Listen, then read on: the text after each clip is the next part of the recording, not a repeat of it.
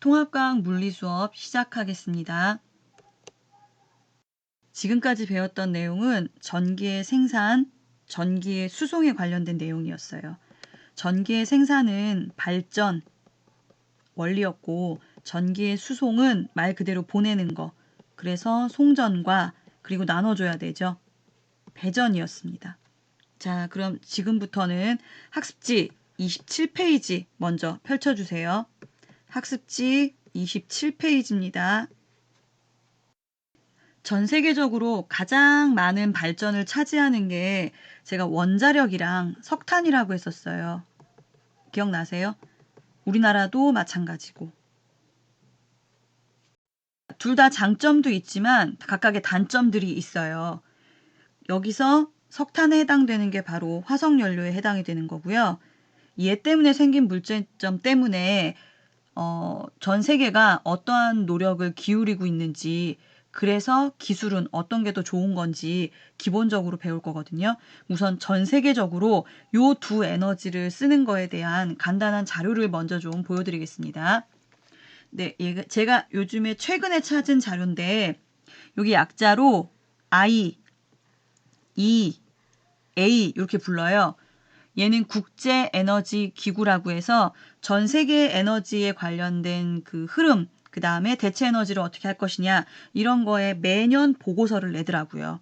자, 여기서 보시면 지금 1970년대부터 2020년까지 여기 보이는 요 빨간 선, 이거 그리실 필요 없습니다. 그냥 자료만 보세요. 여기에 보이는 요 선들이 바로 뭐냐면 석탄이에요. 석탄. 코어라고 해서 석탄. 그 다음 요거는 핵발전이 차지하는 거. 그 다음에 요쪽에 지금 멀리서 좀 흐릿해서 안 보이긴 하겠지만 2000년대 이후에 여기 풍력, 그 다음 여기가 태양광, 이 에너지들을 지금 많이 쓰고 있다라는 거예요. 그 각 나라별로 좀 간단하게 볼게요. 그 땅덩어리가 큰 나라들을 중심으로 해서 조금 좀 분석을 해놨는데요. 첫 번째는 중국. 중국에서 가장 많은 연료를 차지하고 있는 거 석탄입니다. 요거 작년 기준이에요. 자, 그 다음에 이거는 EU, 유럽이에요. 유럽은 2030년까지는 그 휘발유 기름으로 가는 자동차를 다 없애겠다라는 정도로 그 화석연료에 대한 비중을 지금 줄이고 있고요.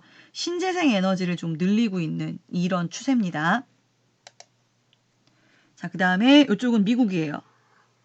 미국도 여전히 화석연료에 대한 비중은 높은 상태. 자, 그 다음에 땅덩어리 큰 인도. 이쪽에 요 자료가 요 색깔이거든요. 네, 얘 또한 석탄. 선진국들은 지금 신재생 에너지로 가고 있지만 전 세계의 대부분은 다 아직도 화석연료에 의존하고 있다는 뜻입니다. 이렇게 전 세계가 아직도 화석연료에 대한 비중이 높은 상황에 우리가 앞으로 어떻게 대처해야 될지, 물리학적 관점에서 관련 기술이 무엇인지, 그것의 기본적인 원리가 어떤지 요거 간단하게 배울 거예요. 우선 화석연료는 기본적으로 크게 세 가지로 나뉘고요. 각각의 해당되는 내용들은 여러분들이 조사해서 내용을 채워주시기 바랍니다. 네, 당연히 열심히 한 친구에게는 테트리스 조각이 부여되겠죠.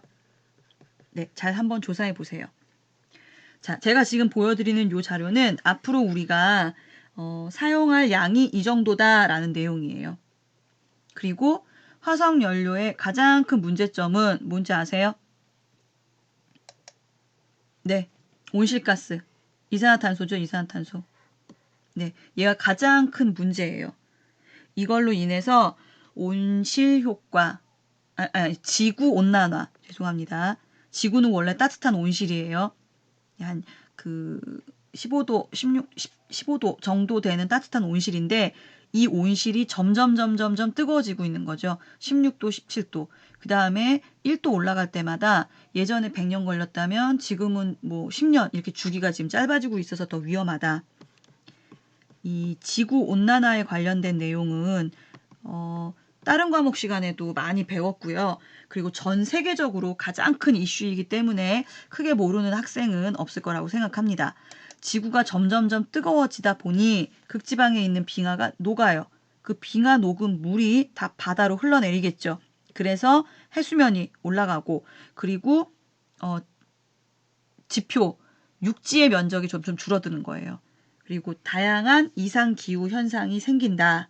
그렇다면 화석 연료를 사용하지 않는 다른 에너지가 무엇일까? 이게 바로 2학기 남은 기간 동안 공부할 예정입니다. 그래서 4단원 환경과 에너지, 두 번째 발전과 신재생 에너지 중에 우리는 발전에 대해서 이미 다 배웠고요. 요 부분을 다 배운다고 생각하시면 돼요. 그래서 내용 구성은 이렇게 되어 있습니다. 우리 학습지에 어디 나와 있냐면요. 28페이지, 30페이지, 36페이지에 있는데 제가 이걸 9자로 써놨더라고요. 요거 다 2자인데 뭐 크게 중요한 건 아니지만 참고로 알아두시고요. 첫 번째는 태양에너지 배워요. 우리 빅뱅 이론, 지구과학 맨 처음에 배웠던 거 수소핵 융합 반응 한 번 더 나와요. 수소핵 융합 반응을 통해 질량 결손이 생겨요. 그게 바로 에너지로 바뀌게 됩니다. 질량과 에너지 등가 원리로 인해서 태양이 엄청나게 에너지를 쏟아내고 있다는 그 내용. 자, 그 다음 30페이지에 나와 있는 건 핵발전, 태양광 발전, 풍력 발전. 이 원리가 도대체 무엇일까? 그 다음 세 번째는 신재생 에너지. 여기에 관련된 내용으로 우리가 뭐 배우냐면 파력, 조력, 연료전지 이렇게 배웁니다. 연료전지는 최근 수소차 요거에 관련된 내용으로 기억하시면 돼요. 자, 그럼 전반적인 내용을 다루기 위해 교과서 펼치세요. 교과서 291페이지. 교과서 291페이지. 태양에너지부터 출발합니다. 자, 첫 줄. 지구에서 사용하는 에너지는 요거 1학기 때 한번 시험 봤거든요. 지구에 있는 에너지가 내부 에너지, 그 다음에 뭐 우라늄 에너지 이런 것들이 있지만 대부분은 다 누구 때문? 태양. 태양 에너지가 없으면 자연 변화도 못 일으키고 그 다음에 생명활동 유지도 힘들다. 그래서 지구를 이끌어주는 가장 에너지의 근원이 바로 태양 에너지다라는 뜻이에요. 태양은 대부분 수소하고 헬륨으로 구성되어 있고요. 얘 온도는 1500만 켈빈 온도, 엄청나게 높은 온도 상태. 이렇게 온도가 높기 때문에 원자들이 원래 구조대로 존재하지 못하고 원자핵과 전자로 다 분리가 되어서 활발하게 움직여요. 이 상태를 뭐라고 부르느냐? 플라스마 상태라고 부릅니다. 자, 플라스마 상태가 굉장히 중요한 용어여서 달달달 외워야 된다 그 뜻이 아니라요. 기본적으로 이게 무슨 의미인지는 좀 알고 있어야 돼요. 우리가 온도를 가열하면 가열할수록 분자들이 활발하게 움직이는 건 알 거예요. 적지 말고 그냥 보세요. 얼음을 계속 가열하면은 0도에서 녹아서 물이 돼요. 물을 계속 가열하면은 100도에서 수증기가 돼요. 그럼 기체 상태예요. 얘를 또 계속 가열해요. 수천도, 수만도, 뭐 수억도 이렇게 가열해요. 그럼 어떤 일이 생기느냐? 플러스 마이너스가 분리된다고요. 이것들이 다 떠돌아다니는 상태. 이게 바로 플라스마형 상태라고 생각하시면 돼요. 엄청나게 고온에 그다음 입자들의 운동 에너지가 굉장히 커요. 그리고 전기 띤 입자들이 돌아다니는 거잖아요.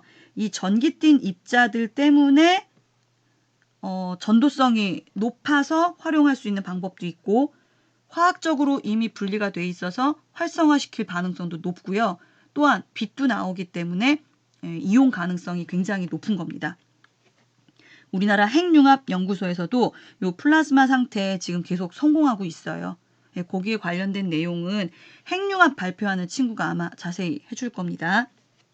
실제로 중요한 건 이런 상태에서 수소 원자 핵들이 아래 그림과 같이 서로 충돌하면서 핵융합을 일으킨대요. 수소 핵 원자들이 거꾸로 얘기했어요. 수소 원자 핵들이 서로 충돌하면서 핵융합을 일으키는데 핵융합이란 뜻이 뭐냐? 오른쪽에 나와 있죠. 가벼운 애들끼리 뭉쳐서 합치는 거라고.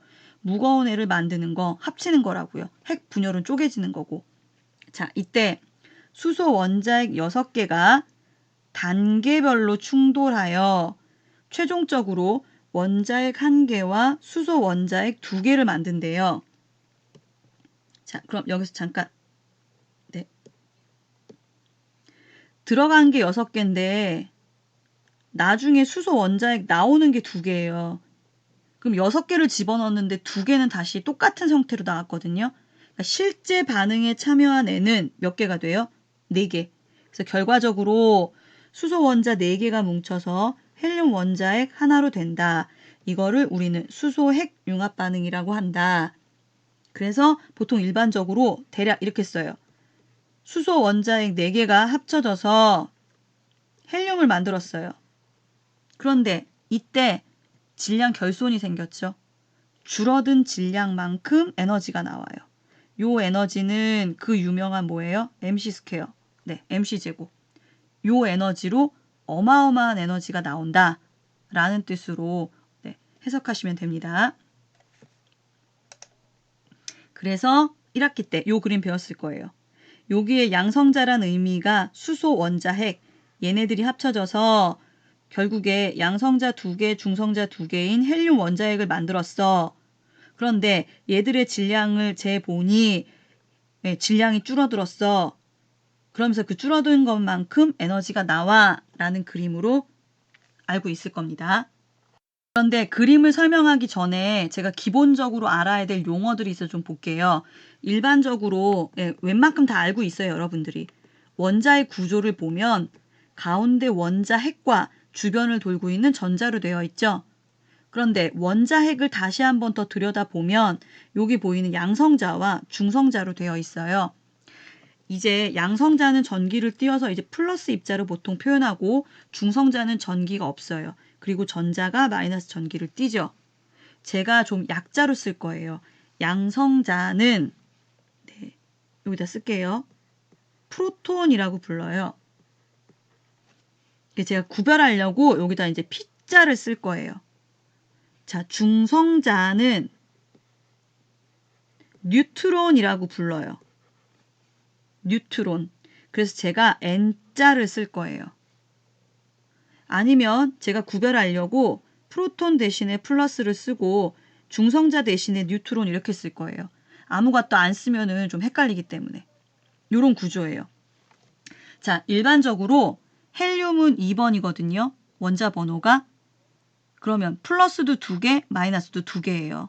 이 구조 보시면 플러스 프로톤 2개, 중성자 뉴트론 2개, 전자 2개 이렇게 돼 있어요. 그런데 수소만 유일하게 중성자가 없는 애예요. 갖고 있는 게 플러스 원자 핵의 양성자만 하고 전자만 갖고 있어요. 원자 중 유일하게 원자 핵 속에 중성자가 없는 애. 단 한 개의 양성자와 단 한 개의 전자만 있는 애가 바로 수소예요. 수소만. 자, 만약 수소 원자가 전자를 잃어버렸다고 할게요. 얘가 없어. 그럼 플러스 하나 남네. 이거 보통 이거 어떻게 썼어요, 우리? 네, 이런 식으로 썼죠. 전자 한 개를 잃어버린 수소 이온. 네, 요거. 그럼 무슨 소리냐? 수소 양이온은 뭐만 남아요? 전자가 없어서 원자 핵만 남는데 원자 핵 중에서 누구만 남아요? 네, 양성자만 남아요. 그래서 얘는 그냥 양성자라고 얘기할 수 있는 거예요. 다시 무슨 의미인지 아시겠어요? 그리고 얘는 수소 원자 핵이죠. 지금 얘가 다 같은 표현이에요. 수소 원자 핵. 그럼 얘. 근데 얘는 중성자가 없어. 그러니까 양성자. 이렇게 얘기한다고요. 전자를 잃어버렸어. 그러면은 수소 양이온 이렇게도 얘기하고요. 그래서 일반적으로 이제 우리가 지금 화학은 아니기 때문에 요 표현을 많이 쓸 거예요. 그거 먼저 기억. 자, 그다음 밑에 수소의 동위원소라고 해서 수소하고 좀 비슷하게 생긴 애들인데 중성자 개수 때문에 질량이 조금 차이 나는 애들이에요. 실제 바다에 얘네들이 되게 많이 있거든요. 이거를 동위원소라고 불러요. 자, 보십니다. 일반적인 수소는 양성자 하나, 전자 하나. 중수소는 여기에 중성자가 들어가요. 한 개. 삼중수소는 중성자가 두 개예요. 요 용어는 하나 좀 우리 교과서에 있는 그림 가지고 설명할게요. 우리 교과서가 통합과학 수준이라 이렇게 나와 있거든요, 지금. 그런데 실제는 네, 오른쪽 보이세요, 요거? 네, 이렇게 설명해야지 가장 설명이 깔끔해요.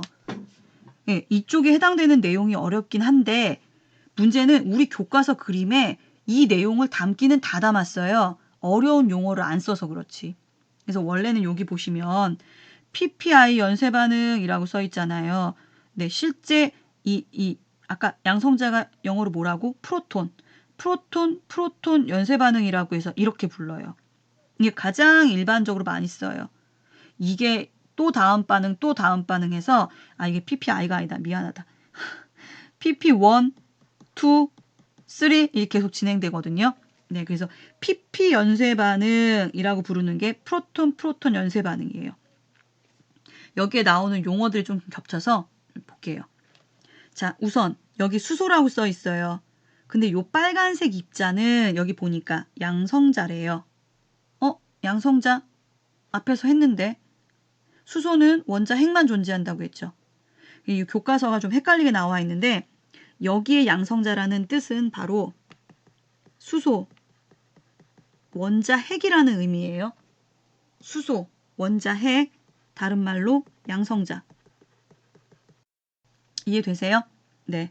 그러면 여기에 해당되는 양성자 두 개가 합쳐져요. 그랬더니 얘는 양성자 그대로인데 여기 회색 알갱이 여기 보니까 뭐라고 써 있어요? 여기 중성자가 돼요. 그 다음 여기 튕겨나가는 애 이름이 뭐라고 되어 있습니까? 예, 양전자라고 써 있어요. 우리가 일반적으로 전자하면 마이너스 입자잖아요. 그런데 전자인데 양의 입자예요.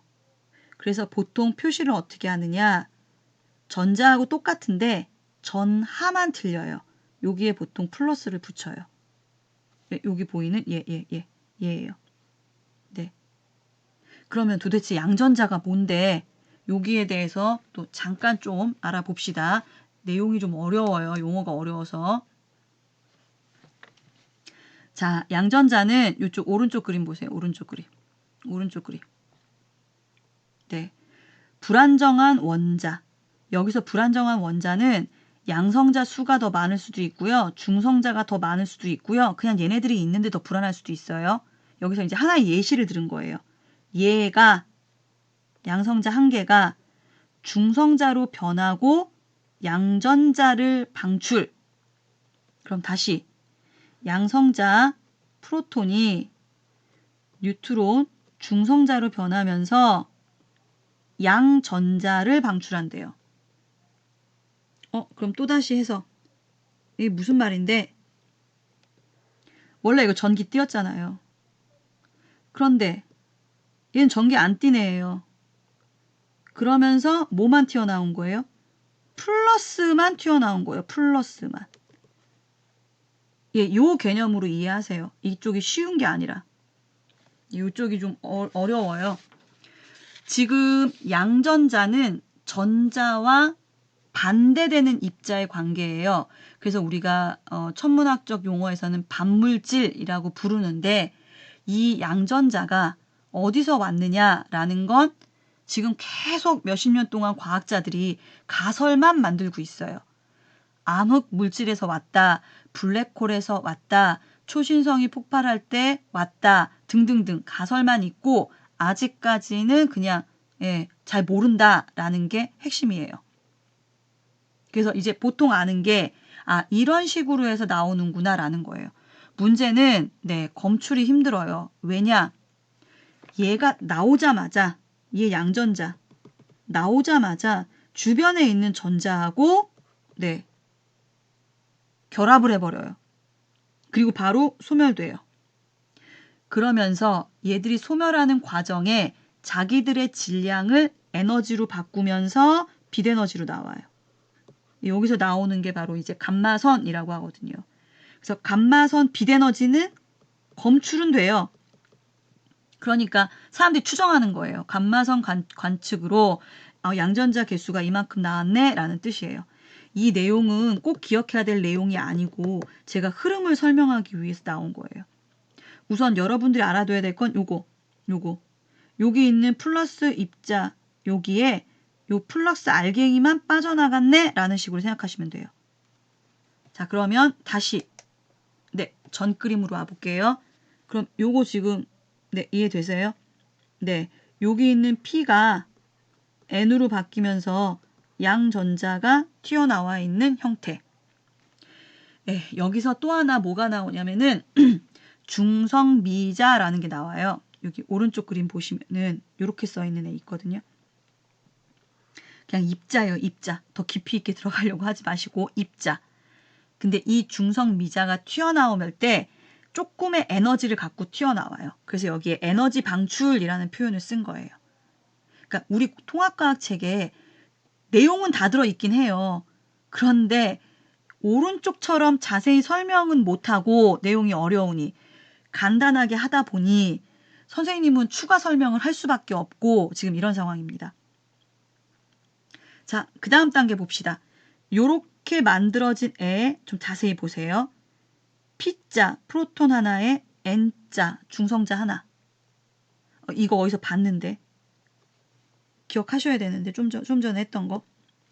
이거 어디서 봤는데? 네.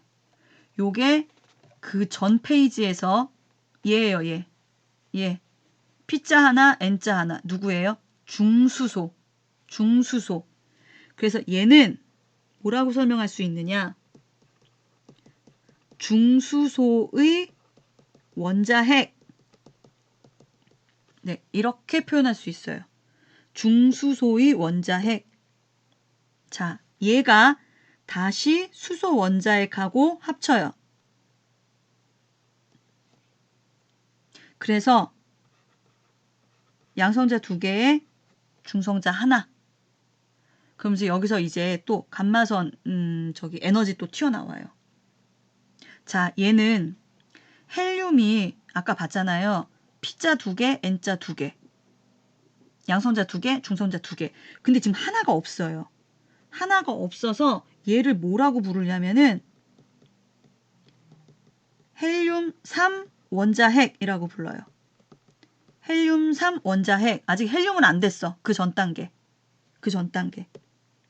자, 그러다가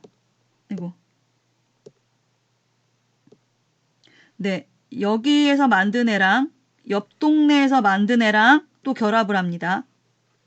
총 입자가 몇 개가 돼요? 6개가 돼요. PP, 그 다음 NN 요렇게.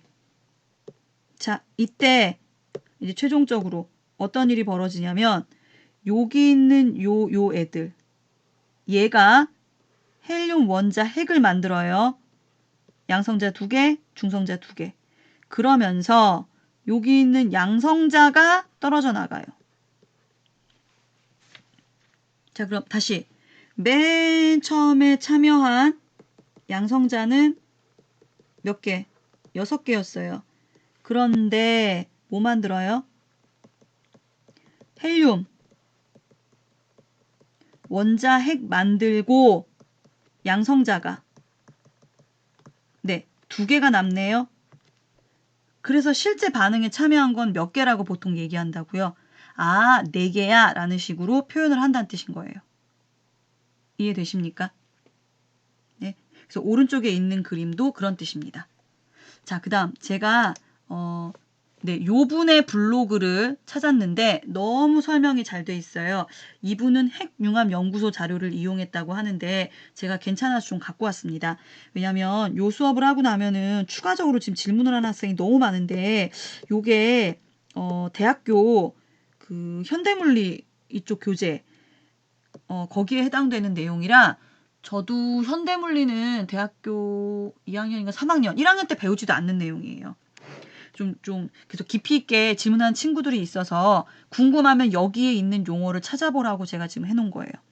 우선 첫 번째 P자, P자 두 개가 결합한다고 했죠. 네, 그리고 나서 N자로 하나 바뀌면서 여기는 양전자 튀어나온다고 했잖아요. 요 과정을 베타 분계라고 해요. 그러니까 어려워요. 베타 분계에 대해서 궁금한 거를 알아보시면은 더 알 수 있습니다. 요때 양전자와 중성 미자가 튀어나오는데 이 중성 미자가 이만큼의 에너지를 갖고 나와. 그리고 양전자는 전자하고 만나자마자 소멸하면서 감마선 에너지를 갖고 나와. 이때 중수소가 돼 라는 뜻이에요. 근데 얘가 다시 수소의 원자를 만나 라는 걸로 좀 단계별로 잘 표현을 했어요. 자, 그리고 중수소 아까 P자 하나, N자 하나. 이 애가 주변에 있는 P자를 만나면 헬륨 3 원자핵을 만든다고 했잖아요. 요거. 네, 이때도 에너지도 튀어나와요. 결합하면서. 그러니까 우리 그림에 에너지 방출되는 거 다 맞는 그림이에요. 자, 그 다음에 요렇게 만난 애, 요렇게 만난 애가 결합을 해서 결과적으로는 네, P자, P자, N자, N자 이렇게 돼 있는 헬륨 원자 핵과 양성자 두 개가 튀어나가는 모양이야. 그러면서 여기에 또 요렇게 네, 그래서 총 26 메가 일렉트론 볼트인가? 하여튼 그 정도의 에너지를 방출하게 됩니다. 쉽지는 않죠? 네, 쉽지는 않은데 제가 단계별로 설명을 해야 되다 보니 더 어렵게 느껴질 거예요. 솔직히 핵심은 수소 4개가 합쳐져서 헬륨 하나 만들고 에너지 나와. 이게 핵심. 근데 그 중간 단계가 이런 게 있어 라는 내용은 우리 교과서에 나왔기 때문에 그 정도는 알고 계시고요. 이렇게 어려운 입자들을 기억해라 이 뜻이 아니에요. 이 뜻이 아니고 이 그림으로 제가 설명하기가 좀 힘든 부분이 있어서 추가로 단계적으로 알려드린 겁니다. 자, 그럼 태양에서 수소 핵 융합 반응 했어. 그래서 헬륨 원자핵이 만들어졌대. 근데 에너지가 왜 생겨? 라는 거죠. 요게 바로 질량 에너지 등가 원리, 아인슈타인이 얘기한 거. 요겁니다. 그래서 여기에 해당되는 거는 그냥 계산해 보면 되는 거니까 이제 크게 어려울 게 없어요. 헬륨 원자핵은 아까 얘기했잖아. 프로톤, 양성자 2개, 뉴트론, 요거 2개예요. 네, 그래서 어떻게 했냐면 프로톤 2개, 뉴트론 2개를 따로 계산해서 여기다 집어넣고 얘는 헬륨 원자핵을 했어요. 네, 그랬더니 어떤 일이 벌어졌습니까? 네, 밑에 있죠? 헬륨 원자핵 질량은 이만큼. 그리고 얘네들을 따로따로 계산했더니 이만큼. 4개 합쳐졌는데 왜 더 줄었지? 라는 거죠. 그래서 여기 보시면 뭐라고 나와 있느냐. 질량 결손. 네, 질량이 줄었어. 라는 거예요.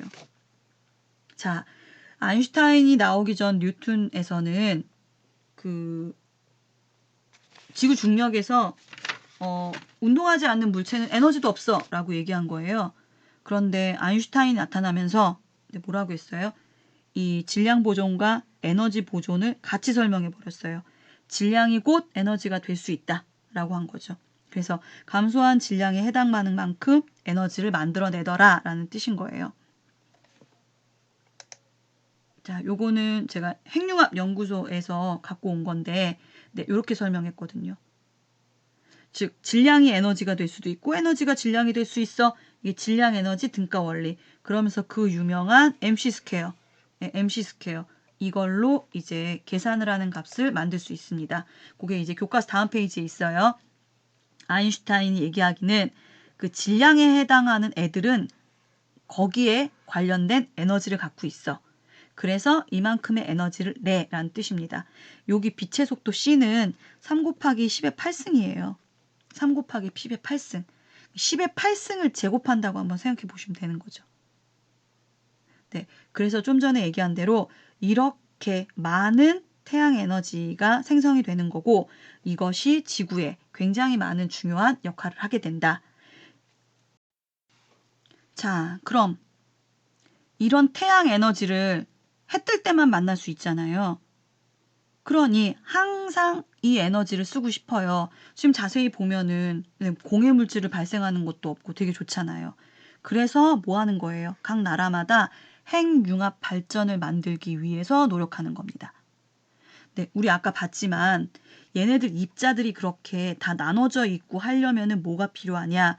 태양처럼 엄청나게 뜨거운 온도가 필요한 거예요.